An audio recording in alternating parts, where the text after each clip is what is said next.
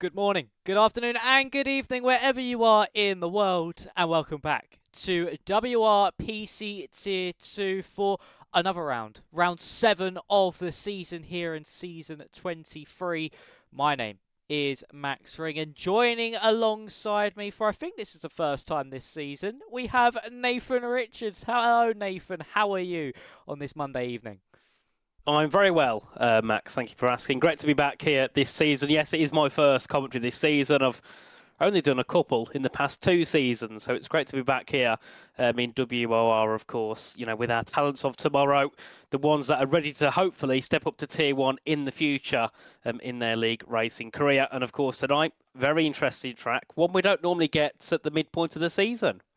Yes, we are heading to Yas Marina. We have got Abu Dhabi coming up this evening. Drivers are just loading into qualifying, or have just loaded into qualifying, should I say. So I'll quickly run you everybody through the top 10 in the standings for now. And Cameron Dowd's last time out in Spain did not score a single point. So his 100% point scoring streak has just gone out the window. Second place is Luca Rapassa. He was able to trim that gap down from 38 points all the way down to 19 with a second place, should I say. It was Dennis Langrock who ended up in third. There was a little bit of controversy over if he'll keep that podium, but he did, so he sits 3 points behind Rapassa. Then it's Hietala, Shontos, who of course is not with us, he's still in 5th in the standings. Then it's Holmes, Kokeni, Larrero, Raminguez and Sabaton who round out that top 10. But last week, Nathan, I don't know if you saw it, but for Dowds, that was a big chunk of championship points lost in that championship battle. It's going to be difficult for him now to keep that momentum rolling after a difficult Spain heading into this race. But with it being a mystery track, anything can happen. Definitely, and I think if Cameron Dowd was 21 points ahead and he had maybe half of the grid behind him, fair enough, but he's got Luca Rapassa behind him, a very, very difficult driver to beat. So that's kind of one of the last people you want chasing you down in a championship fight. Luca's, of course, a very top talent, one of those that we're definitely going to see at the top of league racing and sim racing, I'm very sure of, in the near future. Of course, recently signing with McLaren. He's not the driver that Cameron wants behind him, and also something that can sometimes cause a little bit of an issue is they are good friends, Luca and Cameron. They hang out a lot, speak together quite a lot. So sometimes you don't want those tensions created when you're both fighting for a championship, and normally you're very good friends. So yes, it's going to be an interesting battle for sure, but that of course depends if Luca can beat Cameron today, because I think if Cameron can, maybe get a win or get a podium and Luca can't, you're starting to think with 3 rounds to go after that, maybe the championship could be close to being wrapped up. So yeah, it's just all about consistency now for Cameron and not making a mistake like he did in Spain, and of course getting that DNF. But many drivers now are beginning their first qualifying laps, and we'll actually have a look at Luca Rapassa while we're on the topic of him in the McLaren. Yeah, so Luca just going through that first sector split. Now Baesner is the one who is getting us underway as well. And of course, one thing we do need to note as well, for if you're just joining us this season, even though Cameron Dowds is the championship leader, he will be missing a couple of rounds at the end of the season. I'm not sure on how many. He wasn't sure either when we interviewed him in China, but he will be missing some rounds. So that is also crucial in this championship battle, is the fact that Luca can be here for the rest of the season. But for Cameron, he is going to be taking a few races off, and that could be exactly where the McLaren driver strikes a 51-2 as he makes his way now through the Banks 9, of course, reprofiled in 2021, and now making his way through turns 10, 11, and the heavy braking zone at 12. Easy to lock the inside front there, down to third gear, brings the car somewhat central for them, 13 and 14. Baesner sends the bets mark with a 21-5. Will carry on board with the man second in the standings through the final corner. Sabrino goes around about a tenth of a second quicker than Lucas Baesner. Up to the line for Luca Rapassa. He goes even faster, 2 attempts clear. What is Cameron Dowds doing on his lap time now as he's heading through the final couple of corners? He's kept it valid as championship rival to Rapassa and Dowds, Langrock goes into second. Indeed, and let's see what Cameron Dowds can do. Up to the line goes, third quickest, a 10th behind the back of Dennis Langrock, and of course another driver who's right in that championship fight, 24 points back from Cameron Dowds. And you're going to have to enlighten me to who Franz Hermann is, because I don't believe, Max, that Max Verstappen is racing here tonight. I actually am quite unsure myself. I think, I have a feeling it might be Tom. Is it Ryan Bakar? It could, actually, yes, it is Ryan Bakar. Because he's in the racing balls, but I'm not sure if he's, well, we don't know if he's here or not because we don't know if it's him. Let me have a quick look at the driver attendance. Bakar is here tonight, so yes, that is Ryan Bakar in the V car. A name change for this evening. And so he's he's done well. He's done very well in qualifying this season, has Bakar. He's been quite fast. His race pace just hasn't been there, as I'm currently on board now with Truda Preskin as he comes up to the line. What's it going to be for him? A 22.1, slowest of all in lap McLaren. And for him, it's a 22.1. He's run 2/10 off Scott Holmes, who at one point himself was in the championship squabble. But for Holmes, it's not gone so well over the past couple of races. But for Luca Rapassa here, Nathan, he got that early advantage as Dennis Langrock, 5-place grid penalty for collision with Casper Flack. Indeed. And I think one thing to mention here is for Luca Rapassa, part of the McLaren team has been probably working with them ahead of the esports season. We do know that Abu Dhabi is the final round on the calendar. So he's probably got a decent setup. He's probably raced here a little bit, you know, in testing and helping the team get a little bit quicker. So you'd imagine that he's going to have that natural advantage anyway over most of our drivers who are yet to get themselves a development spot or part of an esports team. So I'm definitely expecting a lot from Luca tonight. I think even in general, you expect a lot from Luca Rapassa, especially in the grid, which I think over time has probably become a little bit less competitive than it used to be. So it's definitely going to be an easier job for Luca. And I think looking as well at the lap times, it's not really a surprise that we've got big gaps. I mean, you've got nearly 7/10 separating the top 14, but they're being thrown into it last minute. Some drivers might be lucky and have done a league race here the past couple of weeks or the past month or so. Others might not have touched the track for ages. So then they've got to kind of not learn the track, but they've got to, you know, learn to get to be on that pace of those that have practiced it. So it's definitely not easy if you've not been at Abu Dhabi much often. Hence why the likes of Presta Cannon and Scott Holmes are over a second off at the moment.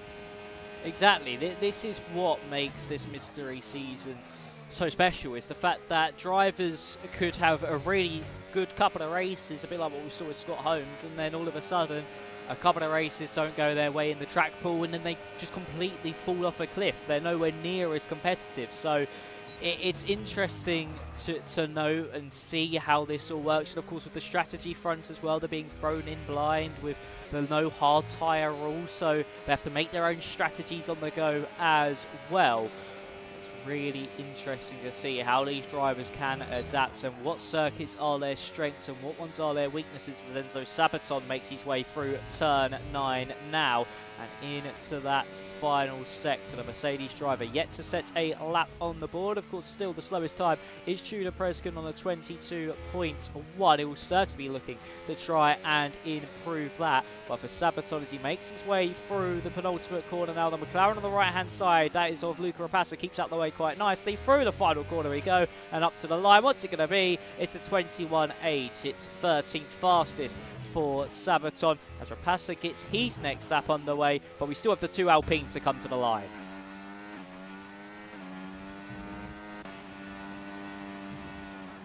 Oh, you're on mute, Nathan. There we go. I was on mute, so I forgot to unmute. I unmuted because I had to open a can and I didn't want it to make a sound on the stream. But as I was saying, the Alpine was on a lap and he goes 5th fastest at 21.4. And then next we have Stephen Vasso heading up to the line in the second Alpine, and he goes up into the top 3. 40 thousandths back from Luca Rapassa, so a nice opening lap from Stephen Vasso, as most of the drivers now are getting their next laps underway. I think the first one coming through to cross the line could be Sergio Sobrino, finding a little bit of time in the first and second sector as he now makes his way through out of turn 10 and down towards 11 and 12, of course. A very harsh braking zone, and one of those that in the race can catch drivers out if they carry a bit too much speed, that sometimes force into making an overtake there, which is the last thing you want heading into turn 12. And then of course the final couple of corners where you don't really get any opportunities to be overtaken, and Sobrino decides to bail it into the pit lane. So I believe next across the line will be Luca Rapassa. I think that's actually his teammate. Oh no, will be Luca Rapassa next to the line. He goes a little bit faster at 21.2. Langrock to the line. Where can he go? He just misses out once again. Lost a bit of time in that final sector. Did the Mercedes driver? That was Ramingo. No, that was someone's. Oh, that was Lerero moving himself up into second place, 300th shy of Luca Rapassa. Cameron Dowd's now making his way through the final sector. Has picked up an invalidation. Was improving by a 10th. Would have been enough to put himself onto that second row of the grid. Teammate Bakar is up by 1500ths of a second, but nothing really to be on show at the moment for him, unless he can find some monstrous time in the final part of the lap. No, cuts too much at turn 12, and he unfortunately picks up an invalidation. Holmes goes in to 10th place. Next we have Tamashko Kenny to the line. He did not find an improvement. Cavero comes into pit lane. Galindo has just started a push lap as well. Plenty of drivers making mistakes in this mid part of the session here, Nathan. It's a tricky circuit when it comes to those track limits, especially at the likes of turn 1 and in that final sector as well. Easy just to run that little bit too far wide, and that's certainly on show here this evening, with plenty of drivers there invalidating their laps, and Galindo aborting after the first corner. Definitely, and I think that one of the things that makes this track difficult is, first of all, the curbs themselves are not very flat. Some of them have little bumps in them. Some of them kind of don't. They have a bit of a drop off on the edge of the curb. You get caught on that, it can spin your car around. We see a lot of that at the likes of turn 3 and turn 4.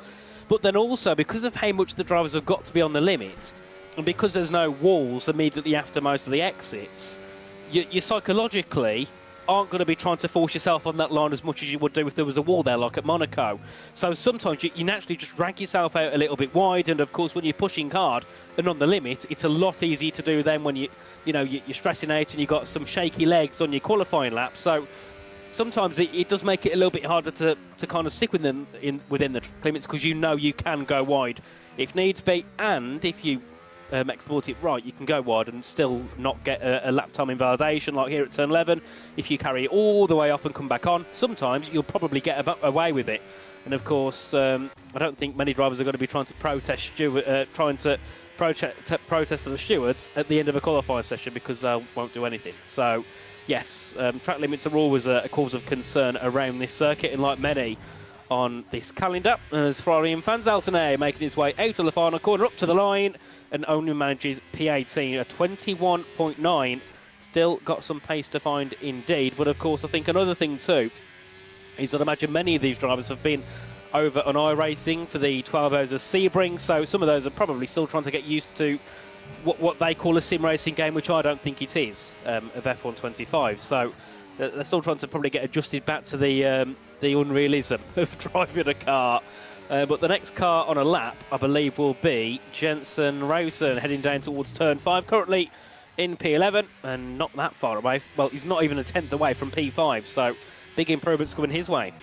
Yeah, big improvements could come the Ferrari's way as he gallops all the way down that over 1 kilometre long back straight and into the heavy braking zone there of turn 6. Just braking as the curb changes. Oh, takes a bit too much of the apex curb there. That's going to really affect his momentum, not only through 7, but also down this back straight, the national pit straight as well, through turn 8 and then into 9. Middle sector split.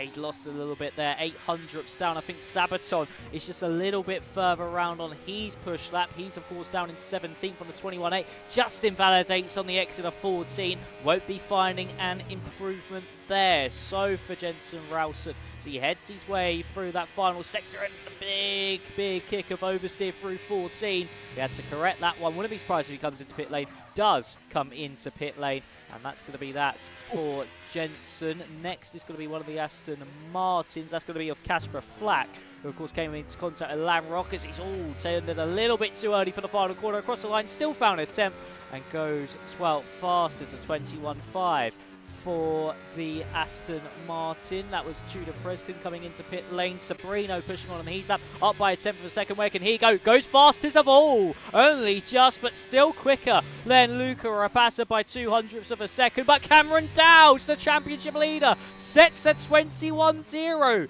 1/10 clear of Sabrino, is able to find some crucial lap time, and that is going to be a huge relief off his shoulders after the game reset last week, which cost him dearly. Made sure he had none of his setups, nothing saved. Cost him a potential strength hold of his championship lead. And for Cameron Dowd, he hits the front once again at 21-0. That's going to be extremely challenging to beat here, Nathan.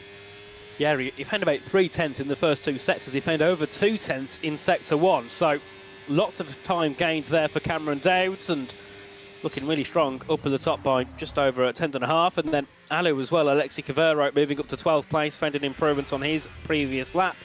And only 1,000th ahead of Casper Flack as well, who's going to be heading back into the pit lane. I'd imagine he'll be... I'd imagine all these will have enough time to get out and get in and go back out again. You'd hope so anyway, especially for Cameron Dowd, because many drivers will be looking to find some improvements, and the clock says 3 minutes. So yes, they'll be more than fine to go in and go back out. As we do see Florian van Zelter, TRT driver, making his way down to turn 5 on his final lap, or the out lap of his final lap anyway, and not looking too good for him so far. 9/10 off pole. Has got a lot of time to gain, but of course, as I said earlier, some drivers are still either getting used to the game or just not have driven Abu Dhabi in a long time, so they've got to kind of learn the track again in terms of being right up at the top pace. And Tamas Kokeni as well, heading his way out onto track. And as I say that, everybody starts to file their way out as we look to begin the final laps of the session and see who gets pole. But at the moment, if Cameron Dowd can find even more time on that 21.0, you'd imagine nobody can catch him. Yeah, I really think that is going to need an extraordinary lap to beat, Cameron Dowd's there. Currently on board with Tamas Kokeni, who's doing the esports tyre warm-up tactic of letting go of the wheel and just letting it slightly flick your tyres left and right. And it works, doesn't it? It does work. It does actually warm up your tyres by quite a good amount of degrees, and enough to get you in the optimal working window straight away, instead of it being half the lap where you're still on those not so optimal tyres. They're in a working range but not at their peak performance. And for Tamas Kokeni, he's actually dropped behind a few of the other cars because of that, and he's now dropped to run about 4th in that queue. It'll be Florian van Zelter, the first driver, to get us underway. These are the final runs here at qualifying, so this is going to be it. This is all you've got time for. No more coming into the pit lane, putting on a fresh set of boots, getting topped up with fuel. It all boils down to this last attempt. And Van Zelter will get us underway. So Nathan, take us away with the Haas driver. One final lap here for Florian, and a lot of time needed to be found, especially in the first sector. That's where he was a little bit off it on his opening couple of laps as he makes his way through turns 3 and 4. And of course, you've got to be careful there not to lose any speed by hitting the curbs at the wrong angle. Then it's straight onto the brakes into turn 5, and he's down on his first sector. So still a couple sectors to go, and that looked really poor from Florian into turn 5. I think ate a bit too much of the curb and didn't quite get the exit he would have been hoping for, as it's now down towards turn 6 and turn 7 at the chicane. Of course, the two most brilliant numbers on earth. So he heads his way onto the brakes, gets the car turned in nice onto the apexes, up the curb, foot on the power as you head your way out to turn 7. And that was a really nice section there for Florian, but of course still a final sector to go, a very technical final sector at that, and he's only found 58 thousandths here, Max. This is not looking too good for Florian. Even if he finds 4/10 in the final sector, that's going to put him P15. No, this is not looking good at all here for the Haas driver.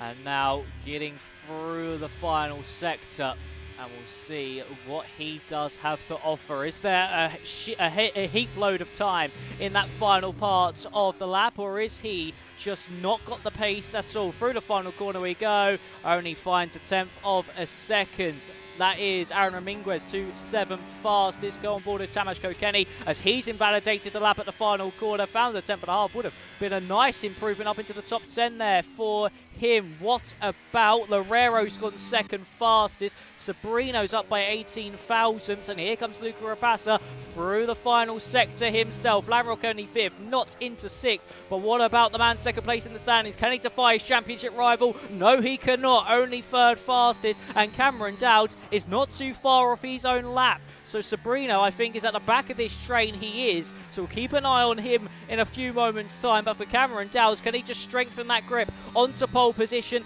that little bit more? He's got his teammate Ryan Bakar just in front of him. Bakar to the line first. Where does he go? He goes all the way up to 6th. Dowds isn't able to find an improvement. What about Sergio Sabrino? He's invalidated, so won't be able to find the time. Was up by a 10th in the middle sector. It could have been enough for pole position in the end, but unfortunately a sloppy mistake by the Ferrari cost him dearly. And for Cameron Dowds, the Scottish star boy once again reigns supreme in qualifying in the mystery season, and he takes pole by 11 thousandths over Alejandro Herrero. Indeed, a great lap there from Cameron. Of course, that was his penultimate lap of the session, and looking at the lap, you just knew that, you know, it'd either secure him pole or at least get him a top 3 if he didn't find an improvement, and luckily it kept in that pole position. Sergio Sabrino, he must have hit the wall at the exit of turn 14 or somehow at the inside of turn 15. I can't imagine he would have done, but he was ghosted heading through into the final couple of corners, so he must have hit something somewhere. So not ideal there for Sabrino, who was up as well. Could have easily been on the front row of the grid. And Luca Rapassa in 3rd place. It's not the most ideal spot considering your championship rivals 2 places ahead, but it's still a good place he can work from. And we do have a lobby restart, don't we, because of the penalty for Rapassa, was it, or Langrock? Yes, the penalty for Langrock. So we're going to head to a quick intermission, ladies and gentlemen. It could be a barnstorming opening lap. It could be chaotic indeed, especially with the Herrero and Dowds on that front row. So make sure you stick around for that one. Refill your drinks, go to the bathroom, whatever you need to do. Just make sure you're back for the race start in what should only be a few moments' time.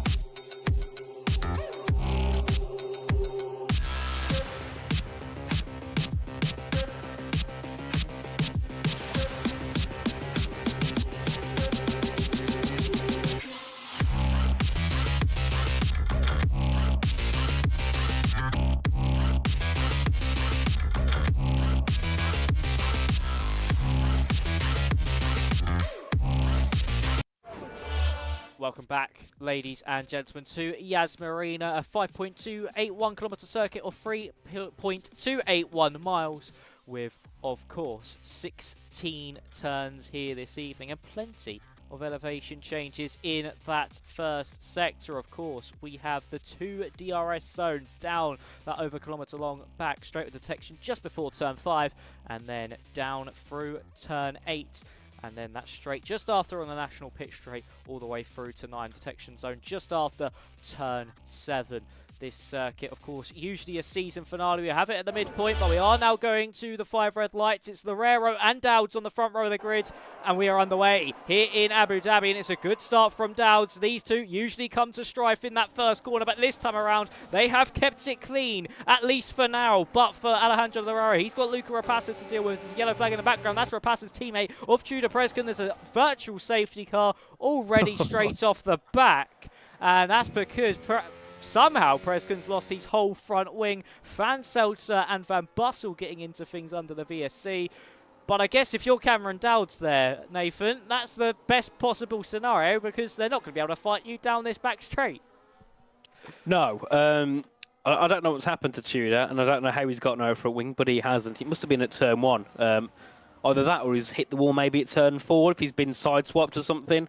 But no, big shame for Tudor because he's going to have to go into the pit lane, change his front wing and go all again. As oh dear me, they're battling in towards the turn 6 and 7 chicane. The two Sabres getting together. As Enzo Sabaton is looking to try and get the better of both of them as they head their way back down towards turn 9 on the opening lap. And most drivers on the softs, 2 being Aaron Ramirez and Alu on the medium tyres. So most drivers going, I'd imagine, a 2-stop if it's soft at the moment, wouldn't it? You wouldn't be going soft hard from here, I'd imagine.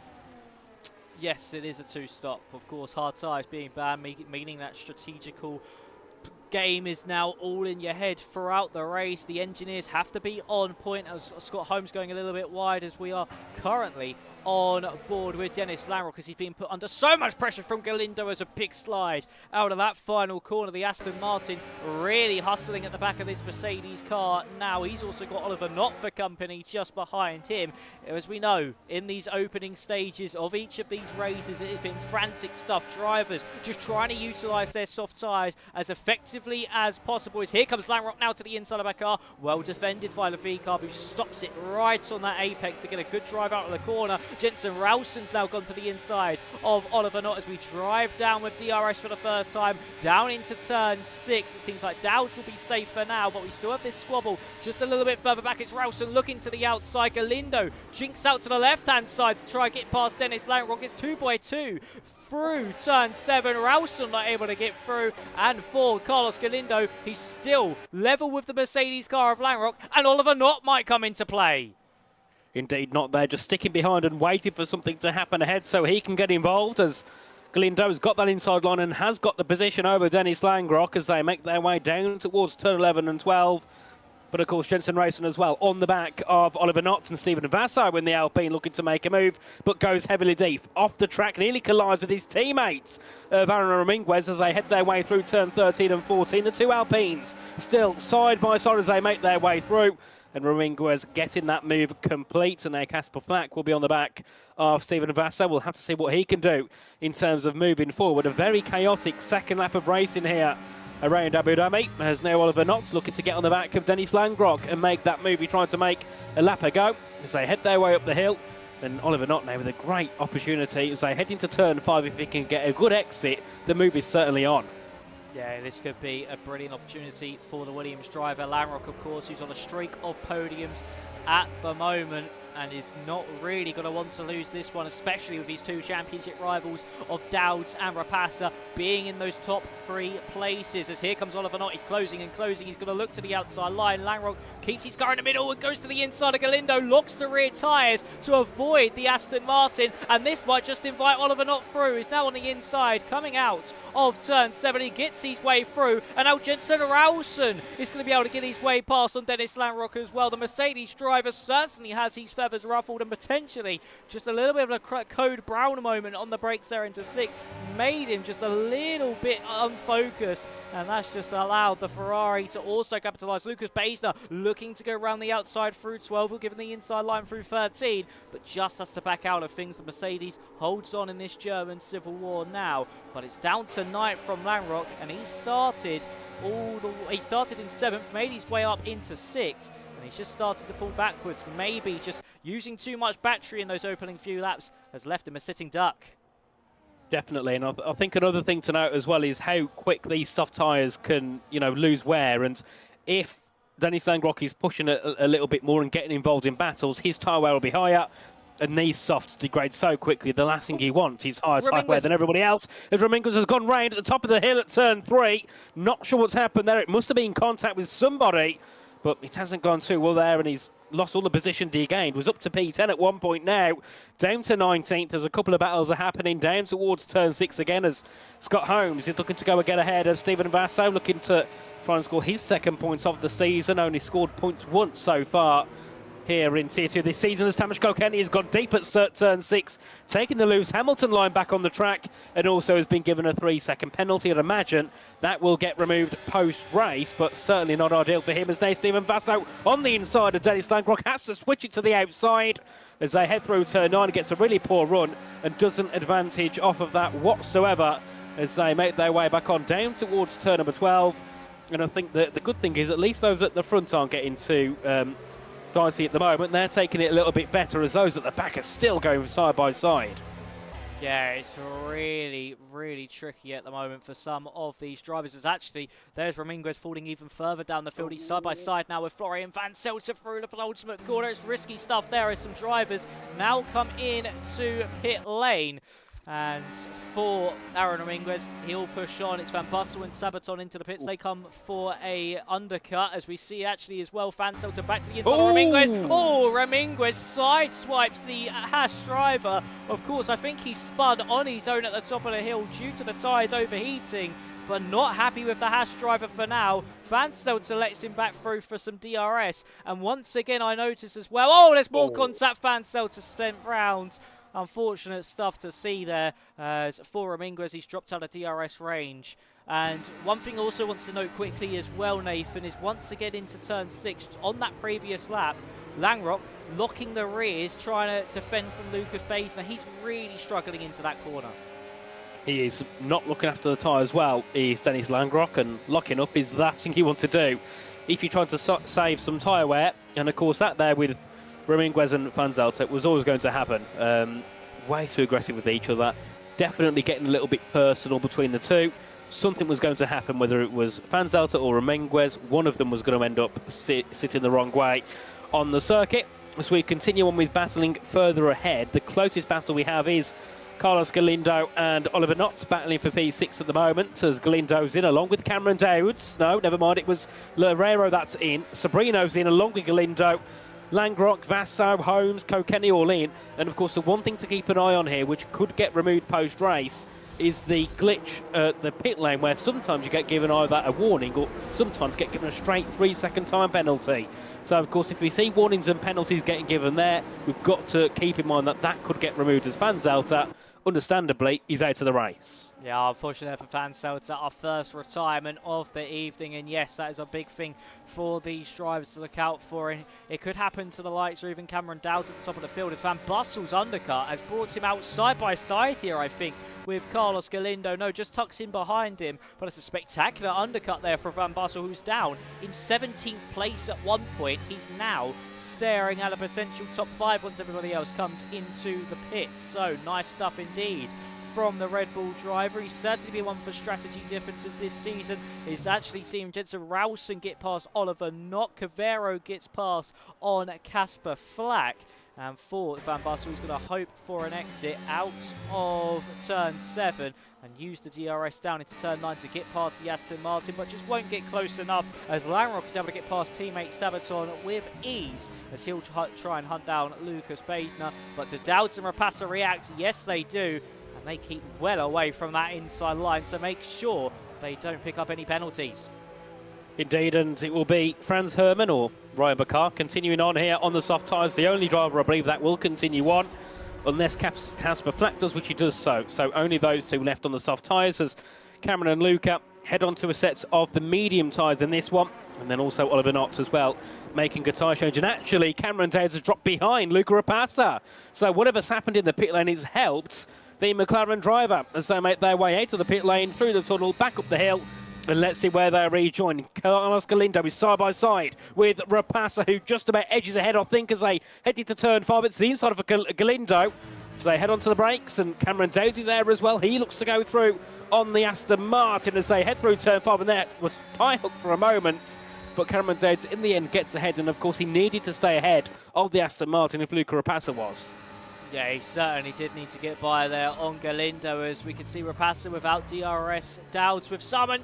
Rapassa goes deep into 6, and that's going to really compromise his exit. And now down the next DRS straight, he could now be well and truly a sitting duck to Dowds. But of course, these two will want to work together to catch up to Sobrino and Loureiro in front. The two Spaniards just trying to streak clear of the pack.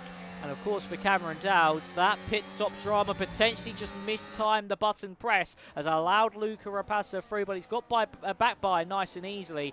And for Cameron Dowds, he's got within DRS range of Sobrino as well. So it's a brief hiatus behind the Dutchman, but he's back up into that net P3. Of course, still waiting for Bakar, who's going out even longer. Flack to come in as well off those soft compounder tyres. Ramirez and Cavero will stay out on those mediums for as long as they possibly can before going onto a set of the softs. But with how early these drivers have pit here, Nathan, I'm certainly expecting the 2-stop, and maybe from Flack and also Bakar, a 1-stop could be on the cards for them.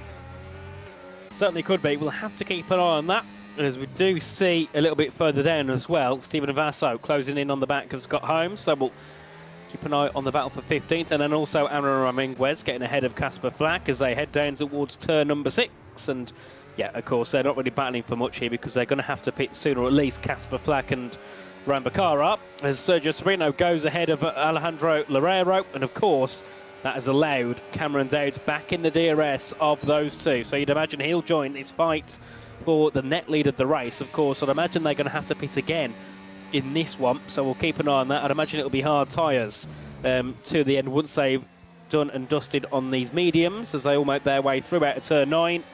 And you'd imagine Cameron and Luca here, because they've both got DRS, they're not going to get any advantage on each other. Same goes for Cameron and Alejandro Loureiro. So you'd imagine now they'll be quite happy just to sit where they are and run the race along, because we do see Ryan Bakar head into the pit lane. Yes, Bakar into the pits. Of course, we'll go on to a set of the medium compounder tyres with only the mediums and soft in allocation for the drivers to use. And of course, if you go onto the hards, you'll have to box within 1 lap of doing so, and it will cost you certainly dearly. So for Cameron Dowds, as he's now on the back of the Loureiro, he seems to be one of the fastest driver on the circuit, really. He's really been able to put some pressure onto the two in front of him. He was, of course, a second behind before we on the end of lap 7. He's now within half a second by the time we reach the end of lap 8. And for now, the Loureiro is going to try and get the swap back on Sergio Sobrino. Is he going to go for it now or just wait until 7? Sobrino actually defends ever so slightly, and nearly contact between the pair as Dowd loses some time down that back straight. Potentially got some higher wings in that V-carb where he capitalises in that final sector. But for the Loureiro, he'll surely want to try and get this move done now. Onto Sobrino. No, once again, just happy to sit behind. They're really inviting the rest of the train into this battle, aren't they here, Nathan? As Basner is able to get past Van Bussel. They're still side by side on the exit of 9. And as we head into turn 12, surely Lucas Basner will get by on those younger tyres. But Van Bussel forces him wide. There's contact. Van Bussel sent into a half spin. Oh, and that's backed up big time. And into the back goes Lanrock and Rowson. And they're not going to be happy with that at all. No, because they've now lost DRS from the top 8, so that's really harmful for their race, as Jensen Racing looking to go ahead of the Red Bull. And, of course, Langrock was on the scene just in time to get ahead of Jerry Van Bussel as Enzo Sabaton's in the pits, and he's decided to retire from the race. So that's his day in Abu Dhabi over, or evening in Abu Dhabi, I should say, as Cameron Dowds on the back of Alejandro Loureiro, down to turn 5. Could be looking for the send here. for the V-carb as they head onto the brakes, and a little bit too late, and also a bit of curb as well for Cameron Davis. Has lost him a position as well. And of course, sometimes you hit that curb at the wrong angle, just like Cameron did. It really makes you unsettled on the entry to the corner, hence why he's now dropped behind the back of Luca Rapassa, who will be very happy he's got advantage of that as they head back down towards turn 6. And also Jensen Rowson on the rear of Jerry Van Bossel, closing in, taking a way better line through the exit of turn 7, and now could have a chance down to turn 9 to make the move ahead of the Red Bull and get himself into that top 10. Yeah, you want to try and get by, with immediate effect, as actually Rapassa and Herrero now going toe-to-toe as well, as there's a nice exit for the McLaren out of turn 9. Sabrino just boxing Herrero in, round the outside goes the Dutch, but of course in the championship battle, Sabrino now boxes Rapassa in. So for Herrero, he's trying to hold it around the outside of 14. The Ferrari placing his car absolutely perfectly to try and stop either driver from being able to capitalise on going an attack on him.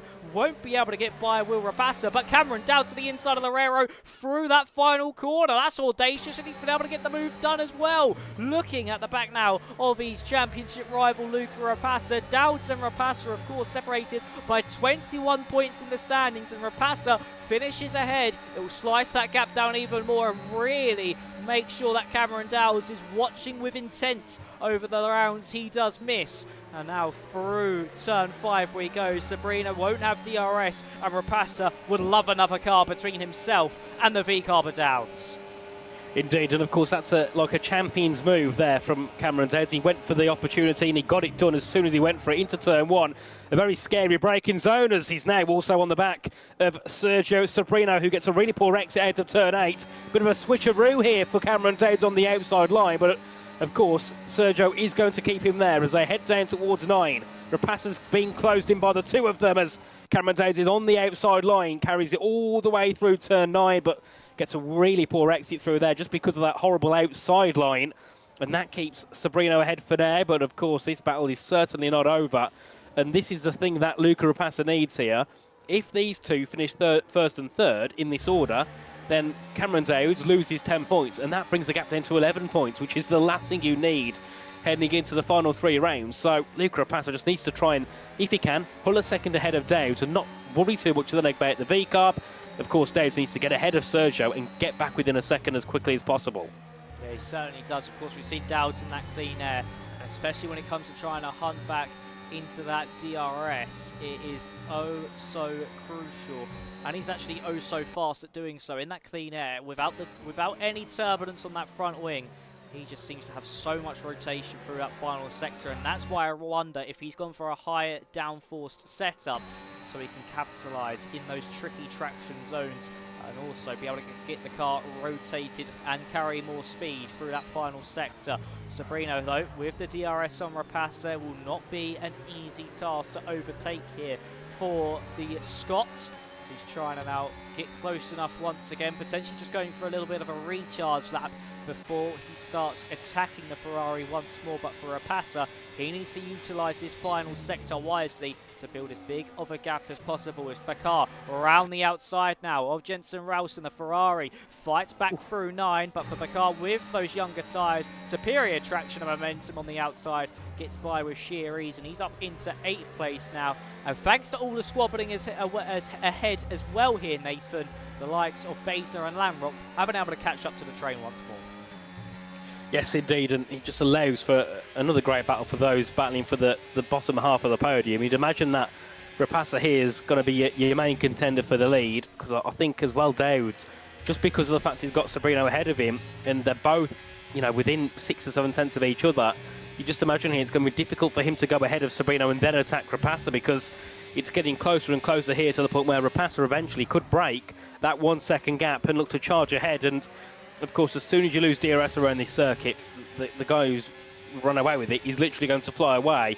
And just because of the amount of time you lose by not having that assistance down the back straights, as we head our way down towards turn 6 once again, looking a little bit further back there, you've got Ryan Bakar on the back of Dennis Langrock, of course, newer tyres than all the others, 4 laps old for him, and he's really starting to fly in the V-Carb. And then further ahead, of course, the gaps are just starting to increase, but at this point of the race, the middle points you do expect the gaps to kind of go quite stale and nothing really happen, and you can see everybody there between 6, 7, 8 tenths between each other. Yeah, everyone now just kind of dials into a rhythm. Oliver not going around the outside of Van Bussel. This is really where you see the only overtaking opportunities is when drivers are on 2 to 3 lap older tyres, and the drivers behind them on those fresher rubber are able to see themselves through. And yeah, the drivers just, they get into that tyre saving mode. Take these tyres as long as possible, just hold off for now, try get the track position as quickly as possible at the start of your stint, and then just sit in position, hold on to that DRS, and then in that final stint, when you come into pit lane once more, that's when you push, that's when you start to attack and really try to make hay up through the field. So for Rapassa, he's still just not able to shake Sergio Sabrino out of DRS range for now, but as long as he has a car between himself and Cameron Dowd, he will be very happy indeed. That gap, of course, will go down to 11 points. And for Alejandro Lerrero, he's just sitting happily behind the V-carb as well. And one thing we've not actually really mentioned so much this evening is how crucial it is for some of these drivers to be ducking out of the slipstream down the straights around a power-heavy circuit like this, Nathan. It is quite crucial to do so as Langrock and Bakar make some contact. Indeed, I think Bakar went for the move and Langrock fought back at him into turn 7. They both phased through each other, and Langrock in the end does get that move defended, but of course has now lost DRS. Sometimes it might be better to lose a spot than lose DRS. Now they're going to fall back. 7th and below are a little bit done for now unless they can really work together and push that gap back. But of course, those in the top 6 are very quick, so it's also going to be hard to bring that gap down to them just because they have so good natural pace. As Jerry Van Bussel looking to go ahead of Casper Flack, going off the track. There's contact between the two, and that's not what we like to see between two drivers on track, getting a little bit too aggressive with each other. And it's a bit of a race end, really, and that's, Jerry, yeah, I don't like that at all. And Jerry's going to go back into the pits after crashing into the back of Casper, and that'll probably be their race is over. Yeah, that's just really unfortunate to see there. We cut on board to Van Bussel, so I was just seeing him come into pit lane, and then unfortunately we see him go straight into the back of Casper, and yeah, things you do not like to see at all. I understand the frustrations after some contact, but that is not the way to exhibit them. So as we head down this back straight now, here comes Ryan Bakar once more onto Dennis Langrock. Over the course of one sector here, Nath, well, 2 should I say, the gap's gone up to 3 seconds. It was 1.8 between Basner and Dennis Langrock. It's now 3 seconds. He's also near on a 1.5 seconds in the span of, well, pretty much the final sector and 2 corners. So yep. Dennis Langrock has either made a huge mistake or him and Bakar were squabbling for a little bit too long. See, I know that you're going to lose pace, you know, when you've not got DRS, but I don't think they'll be losing 2 seconds a lap. So I'd imagine somewhere Langrock and Bakar have got together and, of course, then lost time, and now it's really done for them. They're really done in this race. Being 3 seconds back from the train, you're not going to catch that up at all. So their battle now really is for 7th, 8th and 9th more than anything. That's kind of their winning battle, as we do see Langrock in. So he's going to head into the pits, but he does have damage on that car as well. So sorry to cut in, Nathan. I think that's actually where the time loss is. That might have been from the contact with Bakar. He's picked up damage, and then that's why he's so far off the pace, especially through that final sector. The aero is so important. Yeah, oh, definitely, around this track at least. And, you know, once you start understeering wide, and you also want to defend your position, even though you know you've made a mistake, you don't want to be losing out. So you then have to kind of just force yourself to be so much more aggressive to keep ahead, and that's when you start to go deep into corners and run into drivers, and yeah, and that's, of course, what ends up bringing that gap up as high as it was, as Joe Van Bussel is out and has caused a safety car. And that's what we've seen so far. Wouldn't be surprised if he's done that on purpose. But it won't be a safety car, it will be a VSC. I thought it would have been a safety car there, but no, VSC again. I wouldn't be surprised now if everyone now hops onto a fresh set of mediums with this virtual safety car. You get a free pit stop, and it's kind of removed that element, unless it comes in beforehand, it's removed that element of drivers either going for an overcut or undercut. You'll lose so much time if you stay out here that you won't be able to make it back up, even with a few laps difference in the tyre age. But we'll wait and see if the safe VSC comes in beforehand. But surely if you're Luca Rapace, you pull the gun, you pull the trigger. Yes, he does come in. Everybody following into the pit lane. And if you're potentially Ryan Bakar, you'll want it to end now. The Rero picks up a 3 seconds. Bakar's missed the pit lane. Ryan Bakar missed the pit lane under the virtual safety car. That's crucial for him. He missed the pit lane line. He just went straight on round. I think he was in AI mode and went straight on round it. Oh. And didn't even attempt to go in the pit lane. Realised too late. And unfortunately for Ryan Bakar, he's going to lose so much time, and that could be points gone. Oh, yeah, definitely. Unless that's the plan, maybe. Try something different, why not? Alu, Alexi Cavero, could he go to the end? 5-lap old tyres? I don't know. He obviously... Wait, no, didn't he start on the mediums? Yes, he did start the mediums. Oh, no, that's a drive-through for Ryan Bakar. Well, the plan he had is gone anyway now because he's got a drive-through. Oh, that's so unfortunate for Ryan Bakar to pick up a drive-through penalty. I do believe that Cavero started on the mediums as well, so he's doing a medium soft, and that's unfortunate that he's now dropped out of that range. As actually Rapace has just been overtaken by Sergio Sobrino, and that's put him right into the path here of Cameron Dowds. Rapace will want to get back at the Spaniard as quickly as possible. He pulls to the outside of the Ferrari, but Dowds can simply follow him through if he's got the momentum to swing it right round the outside here of Sobrino, but he just can't get the drive out the corner. Sobrino holds on to that second place once more, and for Cameron Dowds, when he thinks he might have his championship rival just within striking range, Rapace gets back through, and then the Ferrari once again will act as a mobile chicane against him and his attack on the Dutchman. And you've got to give it to Sobrino, though. The defence has been good all race long, and for him as well to hold on to this second place and not lose his cool with the pressure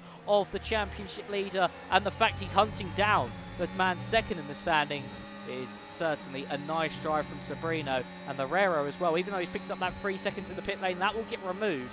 He can still play a part in this tail as well. Certainly can do so, as all of them catching up to the back of Alexi Cavero, who stayed out on these tyres, on these mediums. I'd imagine he's just going to let as many of them through as possible without getting in the way too much. Of course, Rapace goes through, and a little bit too far behind is Sergio Sobrino on this occasion, so he's going to have to get some DRS here, down at the exit of turn 8, and then pull down to turn 9 to get the move done, and then the same will have to go to Cameron Dowds. But of course, he might end up catching Alexi Cavero in the wrong place in the final sector, because you'd imagine here Sobrino gets the move done up the inside into 9, which he does so, and Cameron Dowds could be a little bit halted here in his progress, just because Alexi's not going to have the sort of pace that he wants heading through here unless he lets Dowds through. And I think he doesn't want to let him through, but he's like, yeah, there's no point fighting this, and kind of just lets Cameron go past without, of course, losing too much time, because that's the thing you don't want to do. You want to let them through, but not lose time by doing so. Yeah, and if anything, it's hindered Alejandro Guerrero here, so he's now the one that's caught him at the wrong point. I think Dowds used his battery, he saw a slight gap, and I think Guerrero reacted just to make sure he wasn't tipped into the wall himself or making contact with Dowds at all, because he knows it's not his battle and there's no point really squabbling too aggressively. Guerrero off the road at the first corner, but for the Red Bull, still within DRS range just about crucially, as Bakar comes into pit lane. He's our next retirement. That is now a total of 6 who have retired from this evening's race. 14 drivers do remain. And for Sergio Sobrino, is he going to come back against Rapace? No, once again just sitting behind. I'm expecting this now here, at least in the top 4, Nathan, to be quite a procession, as Lucas Basner gets past on Cavero as well, as he's trying to hunt down Carlos Galindo in front of him. Indeed, you'd imagine that these top 4 now are going to pull away from Galindo, because he just doesn't seem to have the pace of those in the top 4, but that's not shading on him, but those in the top 4 are very quick. Rapace, Sobrino, Dowds and Loureiro, 4 very fast drivers, so not surprised to see them really pull away, as Dowds is closing in on the back of Sobrino and really needs to get the move done, because yet again there's been a couple of times since that safety car restart where Sergio Sobrino's only dropped a second back from Luca Rapace, and if that happens, that's their race is probably over in terms of battling for the win, and that's not what Cameron Dowds needs, because the gap between first and second, you're losing 7 points. First to third, you're losing 10 points. That's not the sort of gaps that Cameron Dowds needs to be having when he's only got 3 rounds left and he's 21 points ahead. So he needs to get ahead of Sobrino and then battle it out with Rapassa, as I think he is looking to try and get the move. He was looking to eye it up and then had to back off through turn 4. So it's just about, getting the move done at the right place, and that's the issue that Cameron seems to be having here. He's got the pace, he just can't get the move done. No, he just can't get it done at all. Cameron Dowds, he's just, of course, it's that high downforce setup, I feel like. He's quick at the wrong places, and when he needs to be quick, he just isn't going to be close enough for the move, as he's late on the brakes into turn 6. But he'll need a mega exit out of here. We saw him gain around about 3 tenths down at the national pitch straight on this last lap. He went from 5 tenths to 2 tenths on the back of Sabrino. And as he gets closer, he just can't draw close enough. And in all of this, he's making sure Sabrino hustles up to the back of Luca Rapassa. So the thing is, he can get close to Sabrino and potentially go for the lunge, but then he could get boxed in from the McLaren in front, because the Ferrari has gained up so much onto the Dutchman that they can somewhat, Rapassa and Sabrino, work together to box Dowds in and stop any move being made. Indeed, and it's 9 laps to go now. Things are starting. This is where it gets a little bit dicey, because Cameron Dowds, when you've got like 15 laps to go, you think, right, that's it. We've got a lot of time to go. We don't need to make the move now, but you've got 8 laps left. He's still stuck behind Sabrino. He's going to have to start getting a move on. You're going to have to start getting aggressive, and then that's where that risk factor gets higher, of contact, of making mistakes, of losing time. But at some point, he's got to bite and just try and catch Sabrino off guard, I think, maybe. If he gets maybe 2 tenths back, go for a send instead of just sitting back. Go for something a bit different, because otherwise it is going to allow Rapassa to pull away. I mean, that gap there is at 8 tenths. Another mistake here at the chicane for Sabrino, and that can allow Rapassa to pull away, and that's not what Dowds needs whatsoever. So they head their way back down towards turn 6. And I'm going to say as well, a great job from those further back in the train. They've actually caught up quite well. Of course, Galindo was 9 tenths back at one point now, only half a second back, but here is where Cameron Dowds could have an opportunity. Yeah, certainly could. He's getting closer and closer to the back of Sabrino. When he looked to the inside through 9, no, just once again, nowhere near close enough to have a late lunge on the brakes. Of course, it's not too much if a heavy braking zone is 9. You've really got to be drawing alongside into the corner to have any opportunity to attack. And for Cameron Dowds, he once again stares at the back of that Ferrari, just stares at the diffuser once more. Of course, something we haven't really pointed out, of course we pointed out a little bit earlier on, is just how much of an abysmal race it has been for Dennis Langrock. He's third in the standings at this current moment. He's at the minute, because the race hasn't finished, 3 points behind Luca Rapassa in those standings, and he's going to drop at the moment 25 points back onto the second place man. So we'll have a real 2-horse race at the front of the field when it comes to that championship battle. And for Langrock, he's been so consistent over the past few rounds. He's been on the pace, he's been up there, and today it just shows if things don't go your way, it could see you have a non-point scoring finish, and you can really just fall out of championship contention, because it will take a monumental effort, a Herculean effort, to see him come back into this championship fight. Yeah, definitely. I mean, he's, 62 points. Luckily, most of the drivers behind him aren't going to gain that much on him. I think the only one really is going to be probably Alejandro Loureiro. Scott Holmes is P9, so he's going to gain 2 points on him. It don't really mean much when he's 30 points ahead. So it's not ideal for Langrock whatsoever, but it's not like he's going to lose that much, because I think he knows he's not going to be in the championship fight. He's a very quick driver, he's very consistent, but he's not on the pace of Luca Rapassa and Cameron Dowds. And I'm not saying that to be mean and to kind of talk down of his skill, but those two are very, very good. So I think Langrock could be happy with the P3 heading into the end of the season. I think the only issue is he has, of course, stopped himself from gaining a bigger advantage ahead of Tony Hietala, who we know is another very, very fast driver. So give it 3 rounds. If he can start to get the better of Langrock, maybe that P3 is over. But I can't see any way now where Langrock doesn't finish in the top 4, because, of course, Chantos is not here. Scott Holmes is 30 points back. You'd imagine top 4 minimum, really, for Langrock. Yeah, definitely top 4 in the standings at a minimum. Anything less than that, and he certainly will be disappointed. So for, of course, Langrock, it's all about just trying to hold on to that 3rd place in the standings. For Rapassa, he's broken clear of Sergio Sabrino out of that DRS range on the exit of turn 5, but on the entrance, Sabrino was just within the DRS. He was just at that detection zone before he broke that second. So for the Spaniard, he still has that opportunity to keep just within touching distance of Luca Rapassa. And once again, just teetering on the edge of losing it. So for Rapassa, he's really turned up the wick here, Nathan. He's really started to use that tyre, utilise that pace to try and break away. And I wouldn't be surprised if by the time we get to the first DRS straight next time around, he will be 1 second clear. I mean, when we saw, I think it was like lap 15 when he pulled away nearly from Sabrino, I knew for a fact that he was going to do it at some point. Whether it was that lap or 10 laps later, he was going to pull away because his pace is really good. And I'm watching Sabrino's on board here, and he's starting to lock up in a couple of places, starting to make some mistakes where Rapassa isn't. He's just, driving quite cleanly and, at a very good pace. The only issue here is for Dowds. He needs to get ahead of Sabrino if he loses that DRS immediately. He can't afford to stay behind.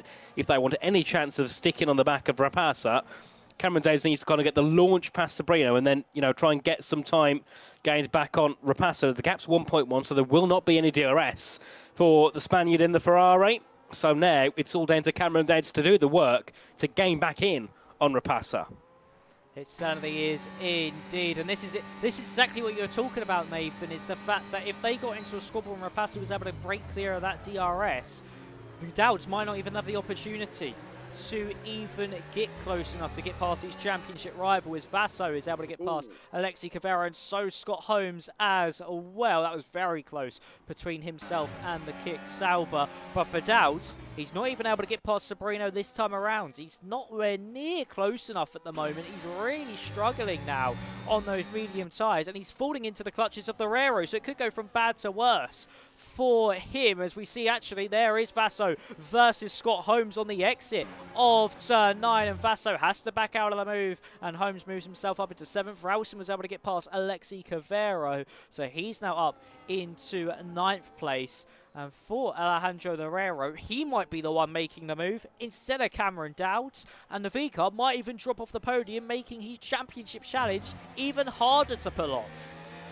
Certainly, yeah. I think that's something that Cameron's got to keep an eye on. I don't think he's under immediate threat from Herrero, but the mistake creeping through, being caught off guard, certainly could drop him behind for sure. So he's got to keep thinking about Herrero behind him as they make their way through turn 5. And it seemed like he had the pace earlier on, but now he seemed to have not really got much of an advantage on Sabrino, which is odd to see. Of course, Rapassa's not really pulled away heavily. He's, of course, broke the DRS, but he's still within 1.3 seconds. So if he makes a mistake, it's possible that they can get back into DRS. If Cameron Dowds can get ahead, if himself and Sabrino work well, there's always that possibility they can just about edge in, and then once you're in a second, then it's game on again with 4 laps to go. But it just seems here that Cameron Dowds is either not pushing on the back of Sabrino or just hasn't got the pace to really make a move. And yes, Herrero's got a penalty, but of course he did get one of the warnings at the pit lane, so that could be removed potential. I'll have a look on the race director and I'll let you know the situation with Herrero and his penalty. Yeah, I'll be interested to see if that penalty can get removed, because if it does, that really puts him into range. He got a penalty and 3 warnings at the pit stop lap, and then has got a warning since. So as long as he doesn't get 2 warnings, that penalty is removable for Alejandro Herrero. I'll keep an eye on a couple of other drivers as well. All right, so for the Herrero, he is penalty-free, we should say, unless he picks up another 2 warnings. Galindo also into play as well. Galindo got 2 warnings on the opening lap, so he's got to be very careful there. So it's his game on for the top 5. There's no point looking at further behind. I think the main one is, can Herrero and Galindo get the penalties removed? Because then that changes the course of their race then. Do they push? Or if they got a penalty, they might as well just stick back. But they know they can get it removed. They've got to be battling for the podium. Yeah, they certainly got to just battle for this one. Of course, for the Herrero as well. It's just the fact that he's had such torrid luck this season. Him and Dowds have tangled a few times this season on the opening lap. He's had high qualifying positions, most notably at Mexico and Brazil, where the incidents have happened. And of course, it's just been 2 unfortunate incidents. It's been neither driver at fault. Neither driver has been penalised for those collisions. It's just the way the lap 1s go. It's one of those lap 1 racing incidents. And for the Herrero, he would love to at least get onto the podium here this evening. It certainly would boost his confidence heading into the latter rounds. He's certainly shown spectacular pace, but will he get the podium he truly deserves after a few torrid trips around the world? But for the Herrero, He is still staring at the back of the V-carb. Dowd's his saving grace is that he's still got DRS onto Sabrino. He's caught up a little bit more here, Nathan, so maybe was saving for the final few laps. But he still just doesn't seem like he's got the straight line speed to get by. No, it's just frustrating, isn't it, here? As Dowd, though, this time around, he's only 2/10 back. There is a potential opportunity to make the move down to turn 6. Of course, the time that Cameron catches up, Luca Rapace has pulled a couple of tenths out. So it just seems like whenever something works in his favour against Sabrino, it doesn't go in well in terms of against Rapace. As down to turn 6 we go. Is the move on for P2 here for Cameron Dowd. He stays behind because he wants that DRS down towards turn 9. But look who's right on the back of him. Look who taps the back of him. It's Loureiro, letting him know that the Red Bull is there and he's ready to battle. So down to turn 9 we go here with a couple of laps remaining. Dowd needs to get this move done now. It should be an easy move to the outside of Sabrino. Can Sergio fight back? I think he was a bit of a half-hearted move of defence, but he's happy just to sit behind. And now it's his job to keep Alejandro Loureiro behind him. So Sabrino's still on for a podium. Yep, Sabrino, he's done a brilliant race so far. Let's quickly have a look at your biggest gainers and losers in this race. Of course, Loureiro from the front row of the grid is down 2 places. Dowd's down from pole position as well. Rapace started first up into the race lead. Baisner, Holmes and Faso both up, all 3, sorry, should I say, up 4 places. Our biggest loser, who is still in this race, is Dennis Lanrock, down 5. And then for Oliver Knott, he's also down 3 places. Galindo and Rowson still the only drivers to have stayed where they started. But can Sabrino fight back on this tour? Can he find a way back through onto Cameron Dowd here on the penultimate lap, or is he saving for that final attempt? Lanrock now retires. It just gets worse for the German, and unfortunately for him, he is our 7th retirement of this race. And DRS open for Sabrino. He'll get closer and closer to the back of Dowd, but nowhere near close enough for a move. This might be it here for the battle for 2nd. It might just be now, Nathan, all about this battle for 3rd. The Spanish Civil War between Sabrino and Loureiro. Of course, and these two, in that initial 2nd stint, were together. They were leading the way ahead of Rapace and Dowd, and now they come together again. But in 3rd and 4th, they've toppled behind the back of the top 2. And you still imagine, though, that because Sabrino has DRS on Dowd and he's quite close, I don't think there's any fight, really, for Loureiro to get a podium here. It's going to be so difficult to gain in with a couple of laps to go. Of course, as Rapace is heading his way through to begin the final lap shortly, and Sabrino is on the back of Dowd. I still think here there's a chance that Sabrino could get back at Dowd here if he's not careful, because Sergio seemed to pick up the pace again. He's only half a second behind heading on to the final lap. Yeah, this is going to be absolutely crucial now on that final lap. Sabrino versus Dowd. The Ferrari just needs to keep within striking distance throughout this first sector to be able to get that move done. Of course, the Scot looking to just try and negate the deficit that Rapace gains by in the championship. Sabrino fighting for his own pride for a 2nd place. So what will we have on offer? Sabrino out of turn 5. He's got the Loureiro for company as well. Look out for him over the course of this final lap. Is he going to get close enough for the Dowd? Will the Ferrari go for the move? And he does go for the move. Up the inside goes Sabrino. Can Dowd fight back? No, as they head onto the brakes. He's happy to sit behind those. He gets a tap from Loureiro behind. That happened a lap ago as they make their way out of 7. A really good run there from Sabrino. Is there anything that Cameron Dowd can do? Because he's under pressure now from Loureiro, but he's managed to just pull away from him as they head in towards turn 9. It seems that Sabrino might have got that move done and got the move done for 2nd place as they head their way out of 9. I don't think there's anything that the young Scotsman can do to go back ahead of Sabrino. But Luca Rapace, 1.6 second advantage. Quickest of the lot in qualifying in the race. He's been absolutely superb, and now it's his opportunity to rip away some points from the advantage that Cameron Dowd has. 3 rounds to go, 11 points separate the two. Luca Rapace wins in Abu Dhabi ahead of Sabrino on the podium, and Cameron Dowd, our championship leader, reigning off the podium in 3rd place. And I've got to say, despite the fact that penalties could get removed, a great drive there from Lucas Baisner, rounding off the top 4. Yeah, spectacular result there from Baisner. If they do get removed, it would still be a 6th place finish, which I don't think he can complain about too much after starting from 10th.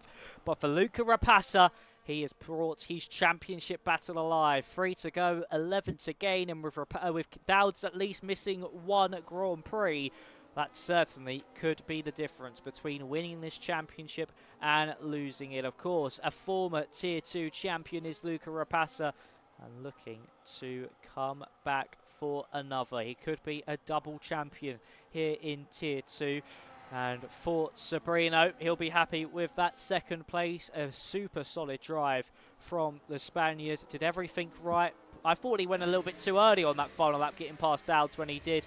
But a mega run out of turn 7 really kept the V-carb at bay. And for Cameron Dowds, I think, Nathan, he's going to be quivering in his boots ever so slightly with at least missing a round. And Rapassa is in the form of his life at the moment. Definitely. And as always, you can rely on Rapassa to, when he needs to, come and take a win or come and take a podium, and he's done exactly that. So I'm definitely not surprised that Rapassa's been able to do the job here today. But looking through the classification, it's Rapassa who takes the win ahead of Sabrino and Dowds, the top 3. Lucas Basin, a 4th. Of course, Loureiro and Galindo could have their penalties removed in P5 and P6. It's Scott Holmes in 7th ahead of Jensen Race and Aaron Raminguez and Oliver Knott reining off your top 10. Then we had Alu, Tamashko Kenny and Stephen Vasso, the rest of the finishers. And we did lose Dennis Langrock, Franz Herman, Ryan Bakar, Jerry Van Bussel, Casper Flack, Judah Pressakan, Enzo Sabaton and Florian Van Zelter. Well, we do have Luca Rapassa in the chat, so we'll drag him in quickly. Luca, can you hear us? Hello, Nathan. Perfect. So, great drive today. Of course, Mystery Track Abu Dhabi. What was your thoughts when you first saw this track on your screen? I was very happy. I really enjoy driving this track, so I was happy. It was Abu Dhabi. Of course, and heading into this one as well, we know that F1 sim racing practice is underway, and Abu Dhabi is one of the tracks on the calendar. So, I presume you've got a little bit more knowledge around here already compared to some of those that aren't in esports teams. I mean, do you think that kind of helped you today in terms of having that advantage? Well, we haven't. Abu Dhabi is the last race, the last event. We haven't done anything for that. I just ran the same stuff I ran for PCL, and it was still very good. So, yeah, that was it basically. Definitely, and of course, heading through into the final 3 rounds, of course, yet again, we don't know what tracks are to appear. 11 points back now from Dades, of course, depending if there's any penalties coming through for drivers. With 11 points of a disadvantage here, what's your kind of hopes at the end of the season? Do you think it's possible to beat Cameron, or is it just going to be the case of turning it up and just hoping that you can kind of get that advantage on him again? Because every race, it seems like either one of you is quicker than the other, and it's none of you can. You've either got the advantage or the disadvantage. It's never like you're so even together.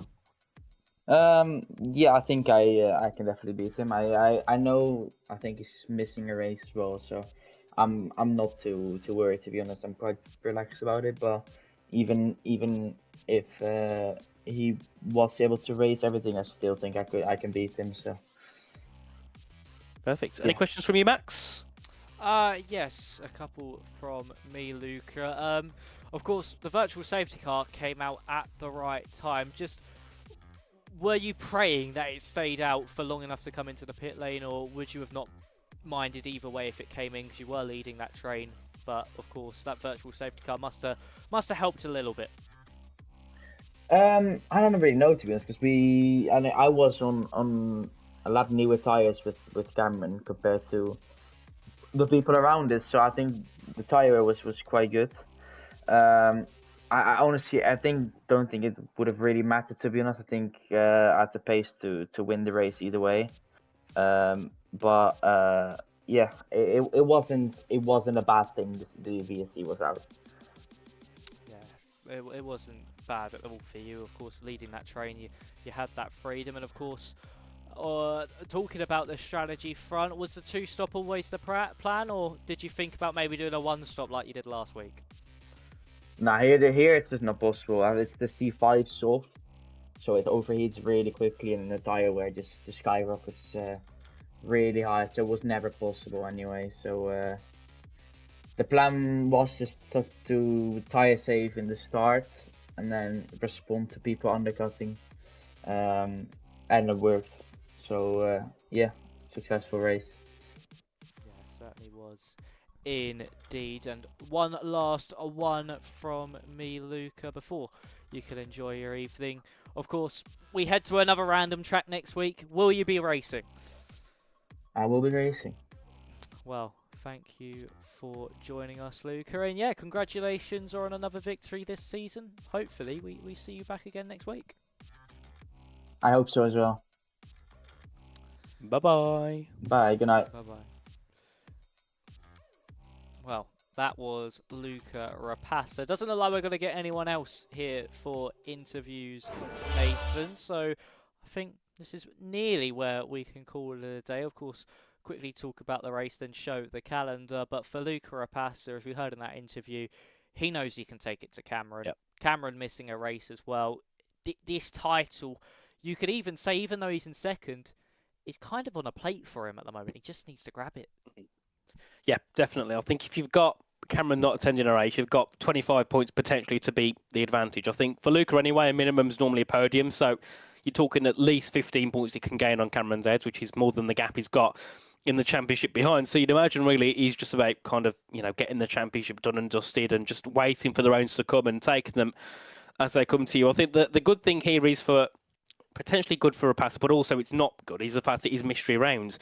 You don't know what's coming up, so nobody can practice to get the advantage, but at the same time, you also have no advantage on anybody else anyway. So it's just about hoping that the track gets picked.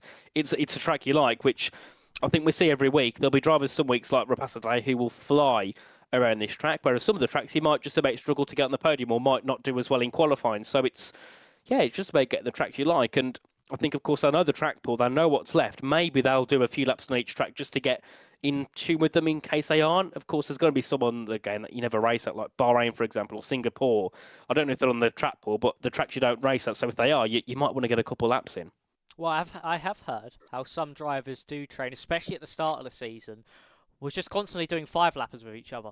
And just going to each circuit, doing a 5-lapper, just getting a few laps in, getting an eye in, and just using that. Because, of course, it'll be too much time to do a qualifying session at this track, then this track, then this track. So they just do flappers. But now maybe we're near at the end of the track pool, near the end of the cycle of this season. They might start to maybe going to those qualifying sessions and do them one by one, but we'll have to see. Talking about that track pool, let's quickly tell you what's left. 3 more rounds to go, and what we have left in the season is Austria, Azerbaijan, Belgium, Imola, Hungary, I'm trying to remember them myself, Mexico, Qatar, Saudi Arabia, and Texas. I think that's correct. If I'm wrong, I'm deeply sorry. But yeah, I think that's what's remaining of the track pool this season. 3 to go, plenty of circuits to come. And out of those circuits, Nathan, what one would you want to appear the most in one of these final 3 rounds? Probably, did you say Austria? Yes. Probably Austria. Great track for racing. Qualifying's also dead close there, but the racing is always great here. So probably Austria for me will be the pick. But then again, I think we've got loads of good tracks on there. Texas as well, not in terms of the actual overtaking, but in some of the terms of the strategy you can have around there. Another really good track to keep an eye on. So yes, a couple of good tracks to end off the season. So now it's about hoping the drivers get the ones they like. Exactly, it certainly is. Well, that is going to be all from us here, ladies and gentlemen. So make sure you tune in next week for round 8 of the season. Rapassa has sliced that gap down to Cameron Dowds by quite a substantial margin. It's game on at the top of the championship. The Scot versus the Dutchman, Rapassa versus Dowds. Make sure you tune in at 8 PM UK time or 9 PM European time next week to see what goes down, to see if Rapassa can claw even more points back, or can Dowds just extend that advantage a little bit more. We shall see you all next time. So thank you all very much for watching. Stay safe, stay well, and we shall see you in the next one. Thank you, and bye-bye.